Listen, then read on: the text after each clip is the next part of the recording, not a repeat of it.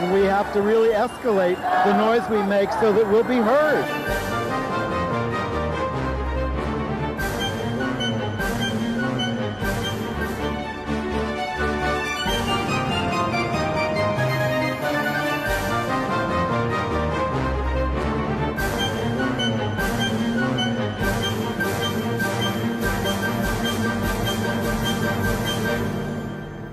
And happy Christopher Street Liberation Day, and welcome to Gay USA. I'm Andy Humm.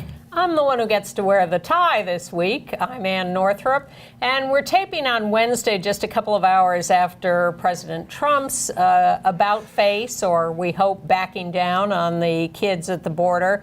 But we assume the story will have changed 16 times before you see this. So at the moment, we're happy for the kids, skeptical about the president. More next week as this develops. But in other news. But we're not skeptical about the fact that Trump made the United States quit the UN Human Rights Council this week. Yeah, we're just hating that, not skeptical about it. Meanwhile, another federal judge has nixed Trump's plan to exclude trans troops from the military. We told you the story of a gay man in South Dakota who was sentenced to death, and they found out that one of the jurors, thought he deserved it because he was gay, and the U.S. Supreme Court declined to review that case. It falls to me to try to pronounce the name of the mayor of South Bend, out gay Mayor Pete Buttigieg. Is that close? Guy's running for president, so we're all going to have to learn. Rising, well, I think they call him Mayor Pete in South Bend. Yes, they do. But he got married this week. Yes, to a man. Yeah. Republican Orrin Hatch pleaded on the floor of the Senate for love and support for LGBT teens. But where's the beef, Orrin? Yeah, we'll go over his record. International gay rights activist Scott Long, who you've seen on this program a couple of times, was brutally beaten in Oakland, California. Poland's Supreme Court ruled to the left of the U.S. Supreme Court in a gay rights case. But we're not supposed to pay attention to international law because we are America. Well. There is a lot of tumult over LGBT rights at the World Cup in Moscow. And a gay wedding has been announced in the British royal family. Yeah, that's fun. Stay tuned for that. All right, well, we should start with our president one way or another. We certainly want families to stay united at it coming into the country. We're certainly horrified that the president seems not to understand the concept of asylum. He just thinks everybody should be arrested and prosecuted and thrown out. This isolationism is, as he would say, the worst it's ever been. Well, when people try to go to the border legally and try to come in, they're turned away. Yeah. They're just turned away. They're not allowed to plead for asylum, which is the place they say they're supposed to go. And these people are fleeing death and other things. And I'm sure there are some people in those circumstances who are being let in if they come from more favored countries. Whiter ones. Yes. So anyway, we can't stay as up to date as we'd like given our taping schedule. Excuse me. But we have heard from one associate who says be skeptical of this solution because it's not really a solution. Sure. And we know where they stand on what on human rights. This week, Secretary of State Mike Pompeo and UN Secretary Nikki Haley, our ambassador there, they announced that the United States was withdrawing from the United Nations Human Rights Council. Now, we are critical of some of the things on the Human Rights Council because there are a lot of rogue nations that sit on it and do things.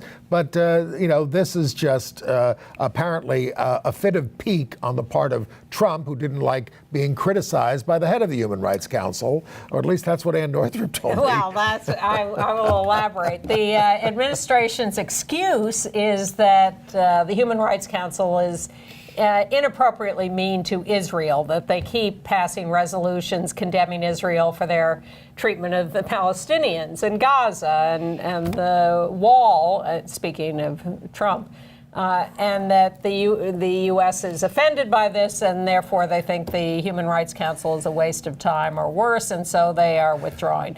But the fact is that the head of the Human Rights Council, the day before the U.S. withdrew, criticized Trump publicly for the separation of families at the southern border. So I suspect, given what we know about the president, that that had something to do with at least the timing of this withdrawal. You know, as I was going over my notes, I noticed that today, as we're taping, is World Refugee Day, but it's not observed in the United States of America. Well, it's observed in ways that we don't approve of. By the way, the only other 3 countries not doing business with the Human Rights Council: Iran, North Korea, Russia?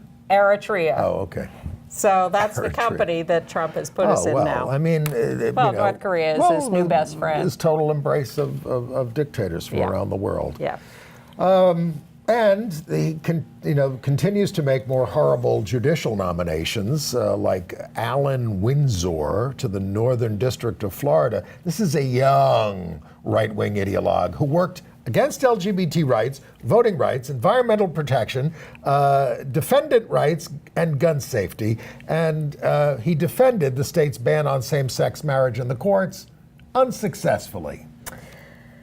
But Trump wants to give him, and the Republicans in Congress, the Senate, want to give him a lifetime appointment. Now, here's why we need better people on the federal courts. In the state of Washington, a federal court has become the latest to maintain an injunction against Trump's proposal to ban transgender troops in the military. This is in Seattle. Yeah, the courts are holding the line on this, and we really count on them for that kind of insight and humanity. And we talked about the new asylum standards that Jeff Sessions announced over a week ago, but these are really going to hurt LGBT people fleeing abuse and violence at the hands of family and neighbors. Well, I must say that all this upset about what's happening to the kids and the families at the border is, of course, heart-wrenching and valid and extremely upsetting. But we do stories here all the time about LGBT people from around the world trying to gain asylum in this country. We talked about a trans woman 2 weeks ago who died in ICE custody. Not according to Fox News. I check in on them sometimes to see how the other half lives. And, they simply stated no one has ever died in detention at any of these detention centers. We just had an example last week. And there are plenty of others. And people, we have talked about people being incarcerated by ICE and Border Patrol for months or years without any civil rights and mistreated. So this is not new, and I'm glad it's finally come to the attention of the American people. But really, this is not a new story. Now, also not a new story is the Beverly Hills Hotel. Remember how we were boycotting it over it's owned by the Sultan of Brunei, and he instituted Sharia law. Well, not at the Beverly Hills Hotel. In his own country. So there was a big Hollywood boycott of it. And then I read, maybe we didn't keep up on this enough, but by 2016, the boycott was broken by Calvin Klein and and of course, Kevin Spacey, and even Sean Penn, who did the movie Milk. But now it's back in the news because it was a favorite of Trump's in Los Angeles.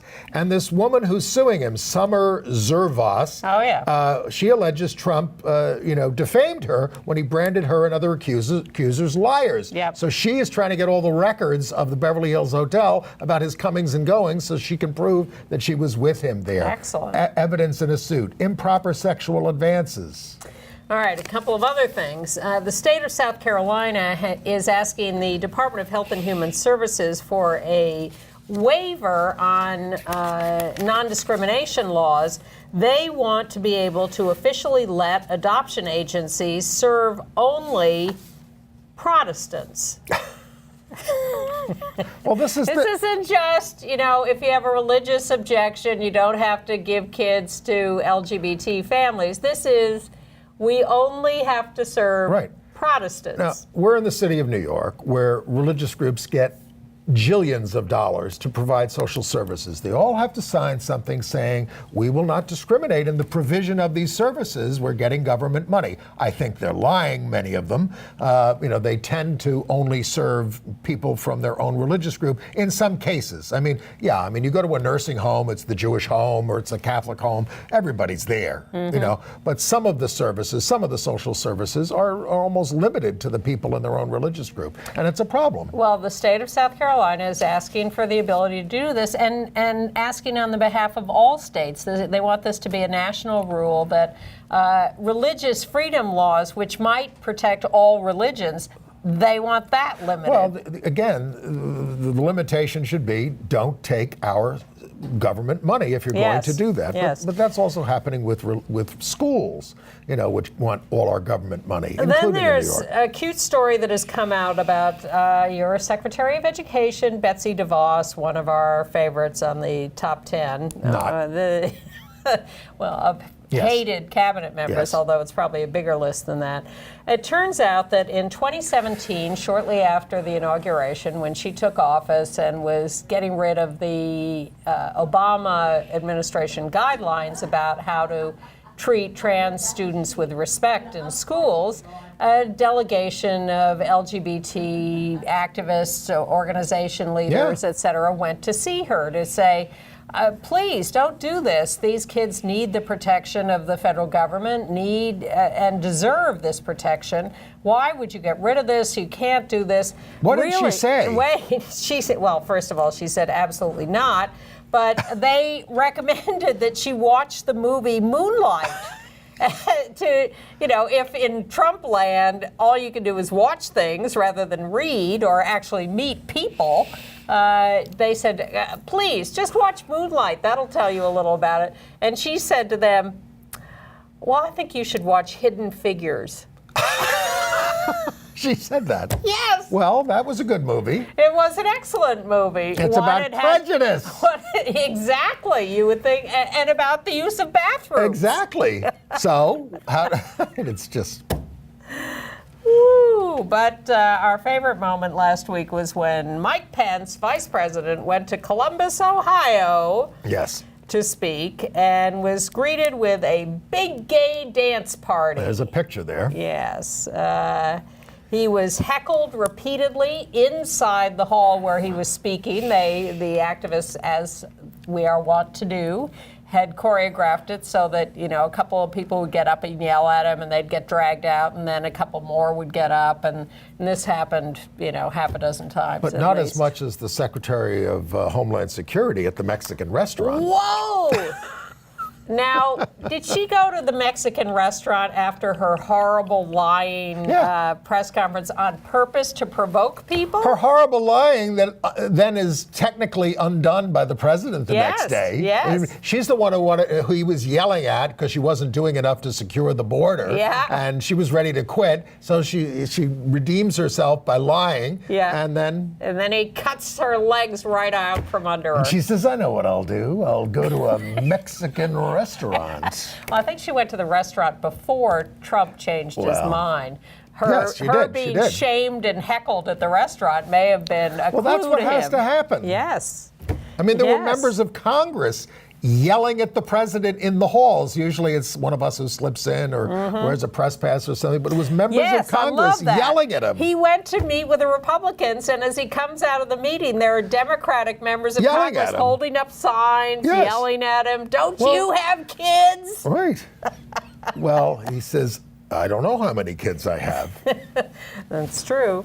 All right. Well, speaking of members of Congress, can we spend a moment on Orrin Hatch? Yes, let's. Orrin Hatch gave a speech on the floor of the Senate. Now, you can see this online by Googling it. We can send you a link if you want. But it was an impassioned speech for LGBT pride. Orrin Hatch from Utah. We must take care of these kids. They are our future. Everybody deserves something. No one should ever feel less because of their gender identity or sexual orientation. He's getting all the terms right. LGBT youth deserve our unwavering love and support. They deserve our validation and the assurance that not only is there a place for them in this society, but that it is far better because of them. And then he votes for all these judges that are going to take away their rights for the rest of their lives. And he has always voted for anti-LGBT legislation. Wasn't he okay on hate crimes or something? Maybe, you know. Big deal. But he has a stellar record of opposition to civil rights legislation for us. It was quite a performance. Yes. I was disgusted by it. In his home state of Provo, Utah, they have a grand parade on the 4th of July, and they were very resistant. They, in fact, denied 5 LGBT groups to march in it, and then they changed. After they had signed a non-discrimination pledge with the city of Provo. So they changed their minds, and they're going to let them in. Yeah. And then there's because it's government funding of the parade. And you know, the biggest operators of genealogy banks is the Church of Jesus Christ of Latter-day Saints, the Mormons. And on their family search database now, they will include same-sex relationships starting next year.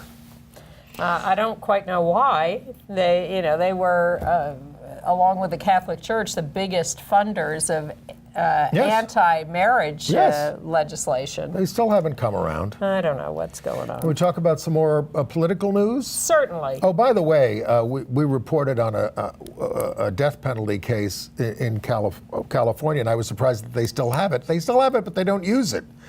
So people are just put on death row, and I can't believe that this very, very liberal legislature wouldn't just get rid of it, but they haven't. There are certainly, it is a very liberal legislature, but it's also got some pockets of conservatism in the state that are quite strong. Well, let me deal with a couple of other death penalty things. We had told you about Charles Rhines on death row in South Dakota. He committed a murder. Here's what happened. He was robbing a donut shop in 1992. An employee came in and he killed him. Not a premeditated murder. I'm not excusing the murder by any means, but usually when it's a more incidental murder, they're not necessarily put on death row. But he was put on death row, and then it came out. He's been there for 26 years. It finally came out that members of the jury sat there and debated, well, he's a gay man. He's going to enjoy himself in prison. He's going to have a final time if we just give him a life sentence. We're not going to give him that. We're going to put him to death. Yep. 26 years later, he's still there. But this is why they asked for Supreme Court review on this. And they have done this on the basis of racial bias on the part of juries. Yes. In fact, last year. But in this case... Rejected. We're rejected. Denied. We're rejected. And but in Florida, a court has ordered a new hearing on a death penalty case. A 2005 murder in Broward County. Yeah. And they're going to delve into the anti-gay sentiments of a juror who said that gay people are morally depraved. Yeah. This is the case of Eric Kirkpatrick, 55, who killed Steve Schumacher well, here's the odd twist in this. He killed this guy, Steve Schumacher, for attempting to have sex with him. But he'd already had sex with him several times. He was staying with him. And the jury also had not unanimously recommended the death penalty. 7-5.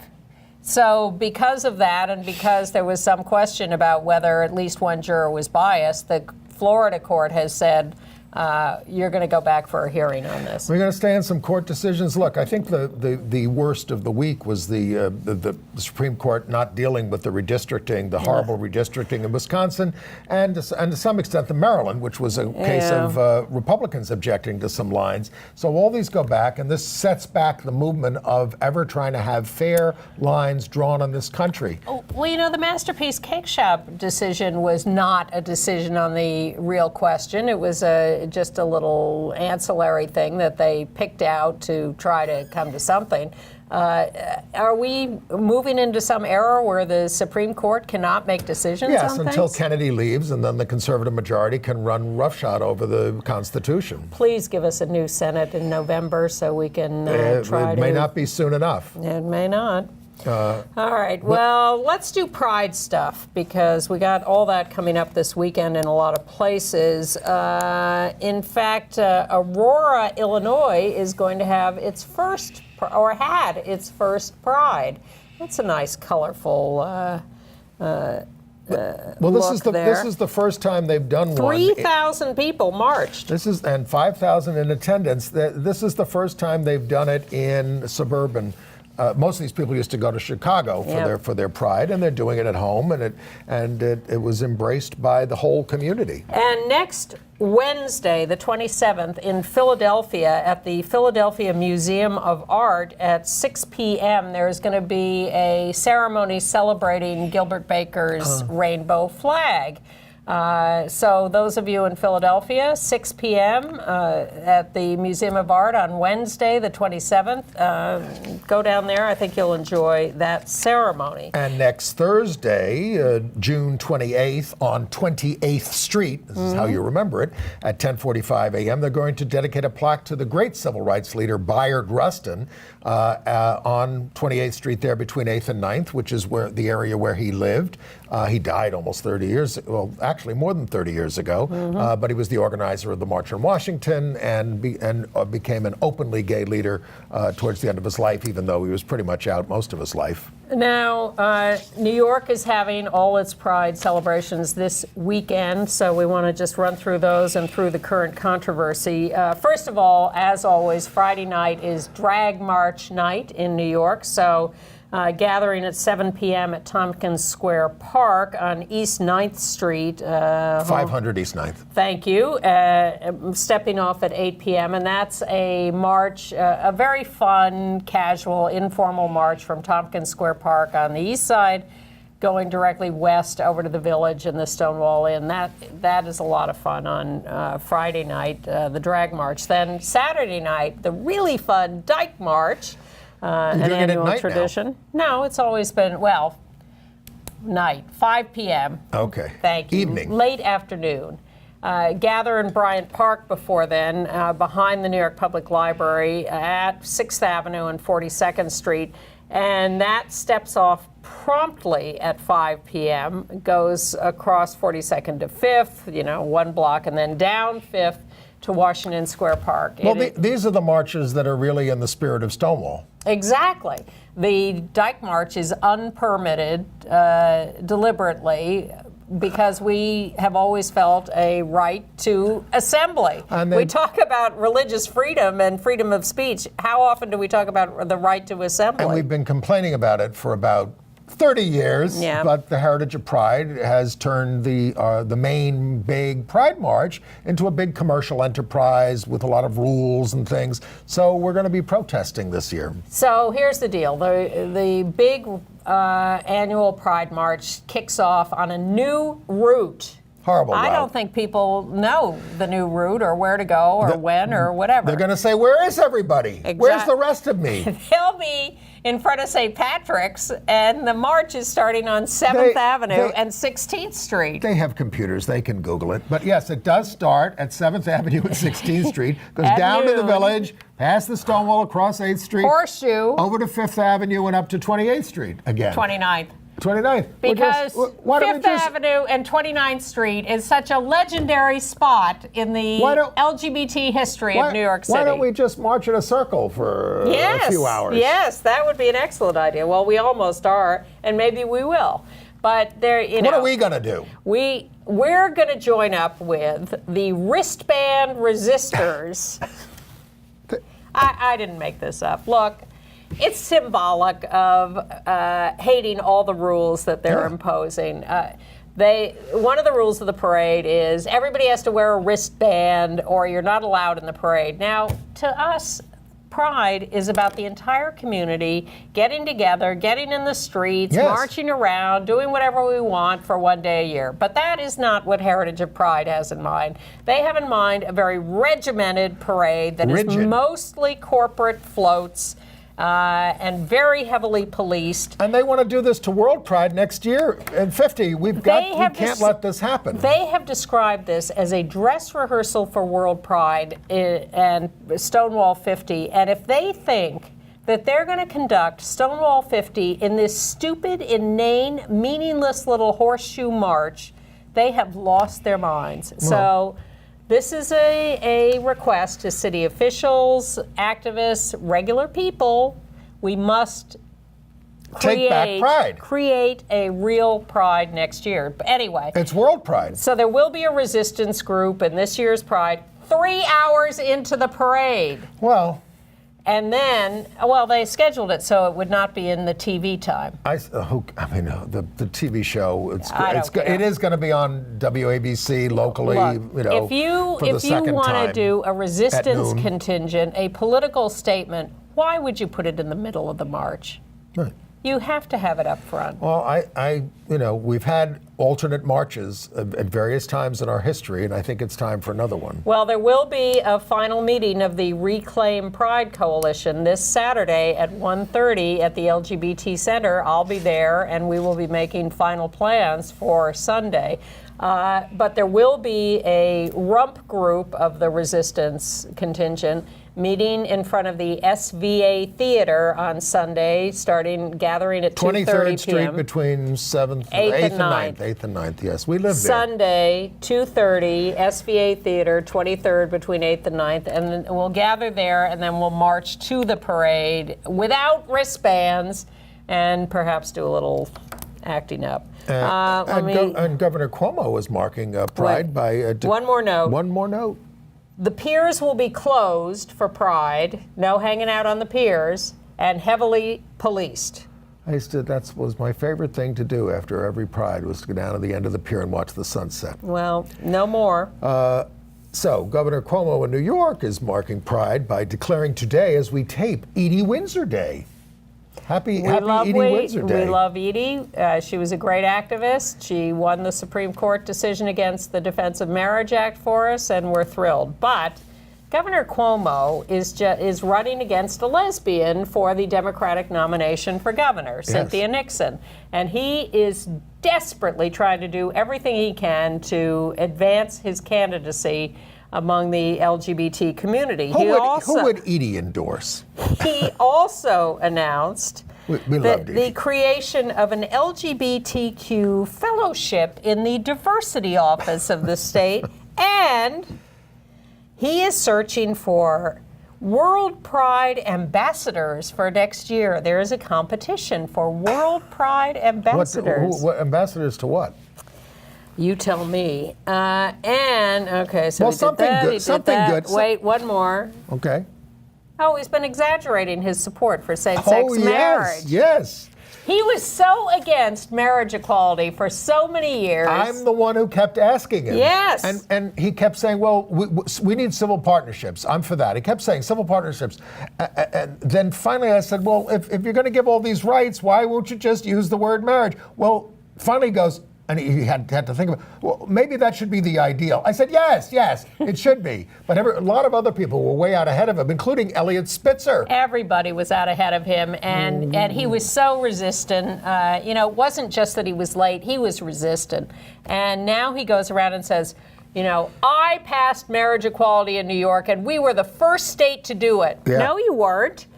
Well, we were the first big state to do it. Well, actually, California passed it, but then it was vetoed by Governor Schwarzenegger, who then said the court should decide. Of course, if the courts had decided, he probably would have said, let the legislature decide. This is what we're always up against.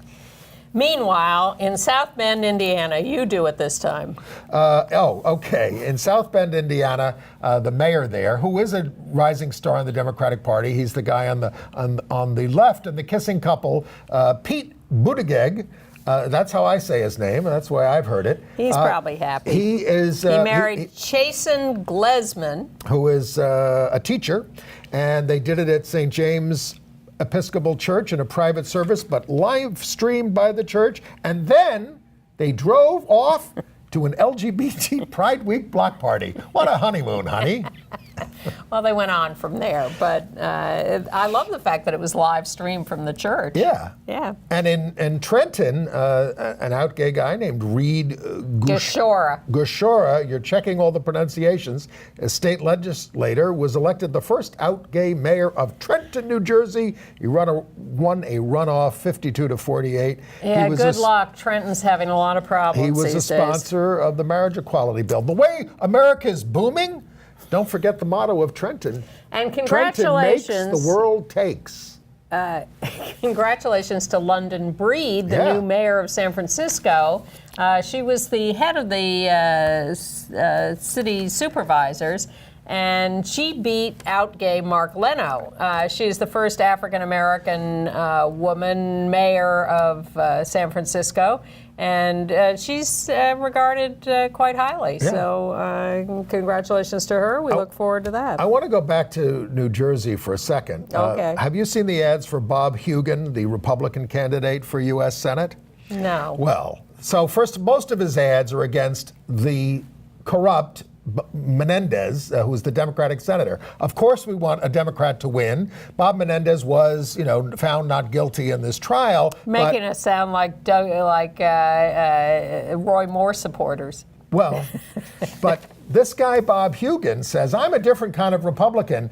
He declares himself in this short ad, I'm pro-choice, pro-marriage equality, and for equal pay for equal work. Now, of course, his party is against all these things. And if you vote for him, they're going to be in the majority, and they're going to give you judges who are going to stop all these things. So it's kind of, you have to be kind of sophisticated.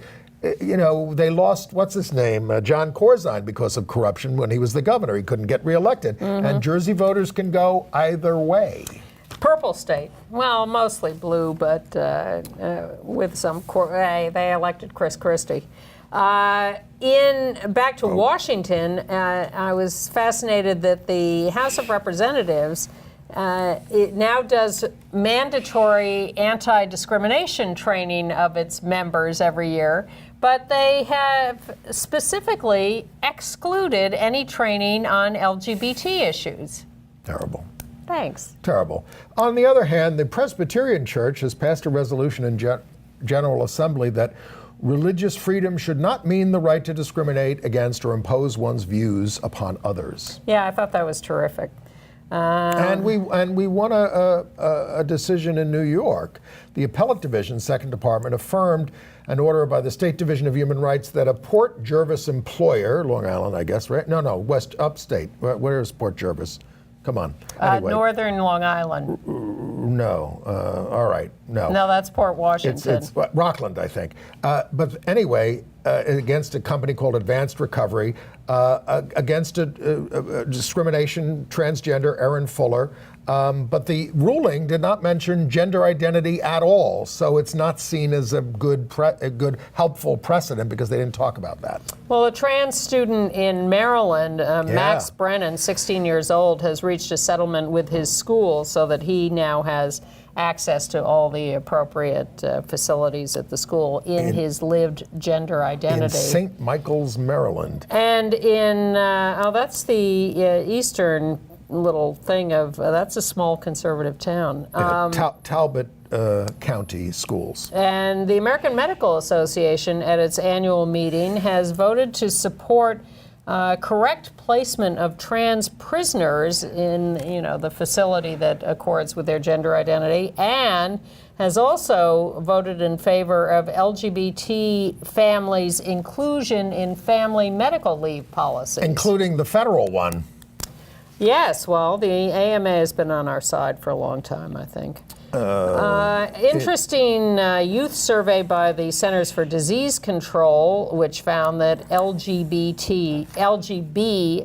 people were, youth survey, kids, more into drugs and more depressed. This is from the CDC. Yes. This is from your federal government. And an HRC and University of Connecticut study found that trans youth were also more because likely. they don't include transgender identity and stuff in the youth risk behavior survey. By the federal government. Right. Some violence stories. In Pennsylvania, a couple of gay brothers were attacked by a teen gang Coming home from Pride on the subway. on SEPTA. There was a fracas, and there was punching back and forth, but it was 10 against 2. And the gang were tasering the brothers, not a pretty sight. And the car was full of people, and nobody did anything. Yeah, Well, that's what I have. Well, you know, if you're sitting on jumping into a fracas? with 10 against 2, tough. But you'd think someone would take pictures, call, do something. Yes. In Oakland, California, terrible attack on longtime international human rights activist Scott Long. Yeah, look at Scott really got the crap beat out of him. He was snuck up from behind. They whacked him with a tire iron, repeated blows, and he said it was not a robbery. They broke his jaws. They knocked out his lower teeth. He's had reconstructive surgery, and he said his face won't. This is what he said. He said my face won't be the same, but it wasn't a great face to begin with. He's kept his sense of humor, but he does not seem to want to go to the police about this. Well, he's not a big fan of the police. You know, He doesn't believe there should be prisons. Yeah, he was the one who monitored and worked on the Cairo boat case where all the gay men were arrested in Egypt and a lot of other things. And he has a healthy skepticism about the authorities. Well, that's the thing. But in the end, he did go to the cops. People, I mean, so many people are in misery in American prisons, not just in ICE detention, but in the regular prisons. Yes, but look what the Border Patrol is doing. You know, we talk with reverence about law enforcement authorities, and they do some wonderful things sometimes in catching the bad people and keeping places safe. But they kill a lot of black men. Well, they keep people in horrible conditions. And didn't you read about what's happening in federal prisons now? They're cutting their short staff so much that secretaries are having to come in and guard people because Trump is starving the federal prison system. What's that about? I don't blame the correction officers for that. That's the administration cuts. Should we talk a little about the Connie Kurtz memorial we went to last week? Oh, sure. Connie Kurtz, Ruth Berman, the East Coast Del Martin and Phyllis Lyon, Absolutely. I think. Known each other for 100 years, were married to men. Married to men, living not quite in the suburbs in Brooklyn, but became friends and then eventually became lovers and divorced their husbands. They had kids and they were then together for almost 50 years. And they became the fiercest activists imaginable. Completely. Connie spoke at her own memorial service. It was almost the 2-year anniversary of the Pulse massacre, and there were Gilbert Baker flags with the names of the Pulse victims on the walls of the synagogue. And then she spoke at this rally 2 years ago, where her basic message was register. It was about gun control then, but it was register and vote and make sure that the people that you elect do what you elected them to do. I mean, it was a simple message, but she spoke with great passion. And then Ruthie spoke, and Ruthie was funny because she gets up and she says, I'm usually not nervous because I'm speaking to people I don't know and I can say what I want. But she was among a whole group of people who really love her. It was very loving, and Andy's told the political statement, so I'll tell the funny one. Ruthie said, and I'm sure she's told this story 1,000 times, when she and Connie got married, when it was finally legal, they got married and people afterwards said, why aren't you wearing rings? Why? How come? She said, oh, we didn't exchange rings, we exchanged underwear. They're very into underwear. I mean, Connie had a son who was an ultra-Orthodox Jew living in Israel, and every time she went to visit him, she came with sacks of underwear for all his kids. Jewish mother. Yes, she was entirely. 12 kids. He had 12 kids. All right, another story in California, Rockland, California. A lesbian teacher, Amy Estes, worked at the school, beloved teacher, was not out at the school, did not talk about her sexual orientation, but some of the kids found her online and found references to her having a female partner. So they started bullying her relentlessly, as did their parents. This is why a lot of teachers don't come out to the kids. They might be out to their colleagues, but they're nervous about coming out to the kids because it gives them almost like a power. The kids have a power over them. And they sit in the back of the room going, faggot or dyke or something like that. that. But this is also why you are kids. kidding yourself if you think you can go on social media and the kids are not going to find you. Well. Anyways, she has taken a mental health leave. The school refused to help her. So other students are now standing up for her and trying to get her taken care of and respected. Schools are tough places. Yeah. All right. All right.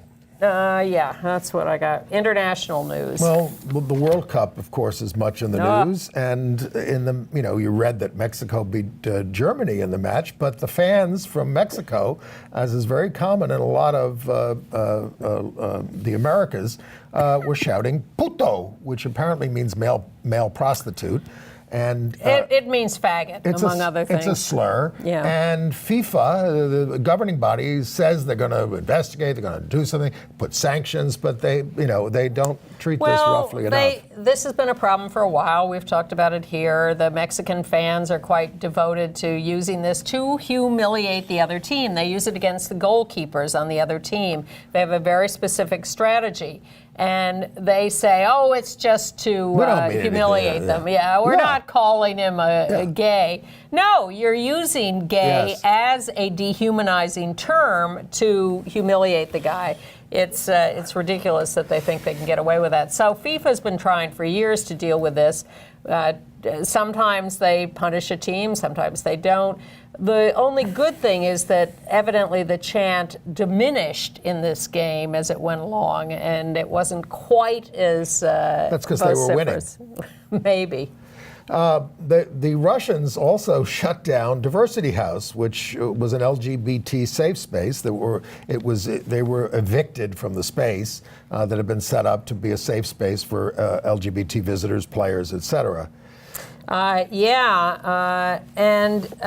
in St. Petersburg, a gay couple at a World Cup game were beaten. One is in the hospital with a severe brain injury. 2 men have been arrested. Now, we're jumping a little in the list of things here, but Peter Tatchell, the UK activist, did go to there and protest about the treatment of Chechens. And he was arrested, detained. His sign said, Putin fails to act against Chechnya torture of gay people. He's due back in court there June 26th for breaking the law that bars all protests near the Kremlin and during the World Cup. We'll soon have laws like this in the United States. The World Cup was awarded to another increasingly totalitarian nation, the United States of America.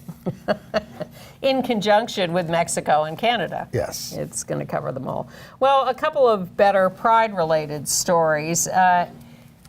We have mentioned occasionally that gay people have fled Uganda for Kenya over the years, and they wind up in refugee camps in Kenya where they are held, indefinitely. A better place, though. Well, evidently not quite as dangerous as Uganda, but not a picnic. Well, LGBT people in the refugee camps in Kenya held a pride celebration. This is almost unimaginable to me that they would have the bravery, the courage to organize and hold a pride celebration in the middle of a refugee camp. They are seeking asylum. And in El Salvador, the National Palace in San Salvador is lit up with rainbow lights for 2 weeks through the full Pride celebration. We used to do that at the White House under a previous administration. Yeah, this was done under the auspices of the local LGBTI Federation, the Ministry of Culture, and the Episcopal Church. Hey, one good thing came out of the Arab Spring. In Tunisia, the Presidential Commission recommends decriminalizing same-sex relations. Yeah, that was a good thing. In Poland, the Supreme Court says a print shop employee must make banners for an LGBT business group. Now, he said he didn't want to promote the gay rights movement, but the court said that he had to, and the justice minister there slammed the ruling as against freedom. The European Union is warning religious freedom. The European Union is warning that judicial independence is under threat there, and because they're trying to pack the courts and with more appointments who would be more conservative, and this packing is going to take effect on July 3rd, so there may be some reversals.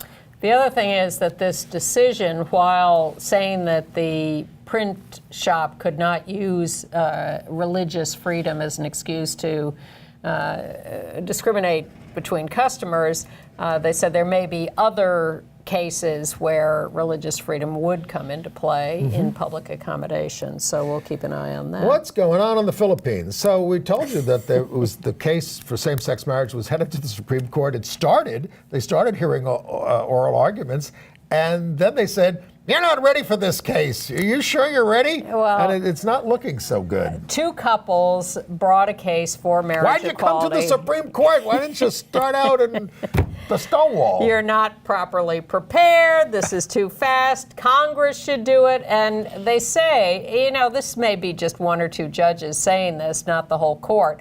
But they say this could take years for them to reach a decision, and sometimes they never reach decisions. It took us quite a while and two Supreme Court decisions to win it.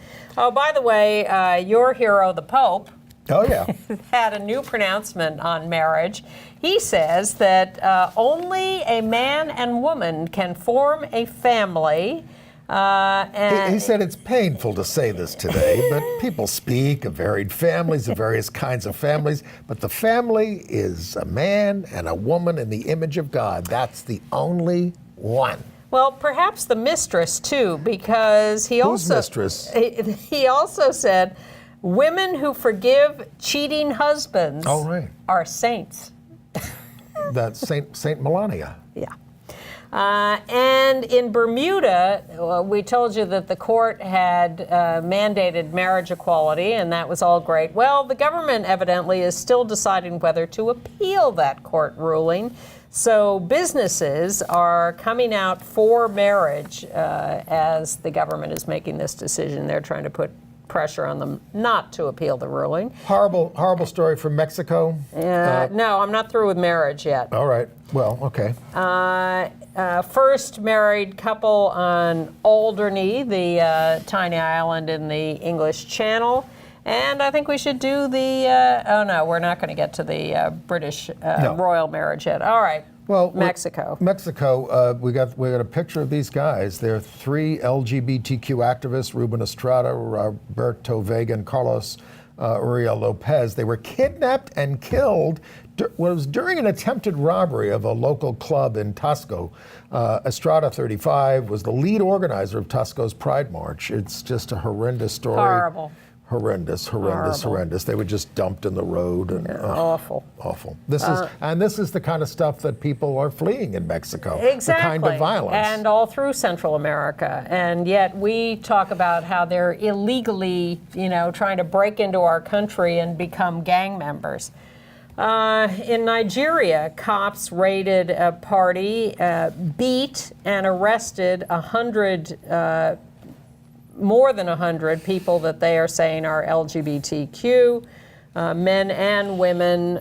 So once again, they're coming after us everywhere. Costa Rica is also leaving legislation of same-sex marriages up to their constitutional court. Did we talk about that? No, but this is going on all over Central and South America. This reactions to the Inter-American Court on Human Rights and their decision that same-sex marriage should be legalized. Interesting decision from Canada, from the Supreme Court. They are allowing the provincial law societies there the right to reject graduates from Christian law schools. Yeah, Christian law school. That they say that these schools prohibit sex outside of heterosexual marriage, and therefore, if people hold tenets like that, they don't have to be let in. The Christian law school was denied accreditation by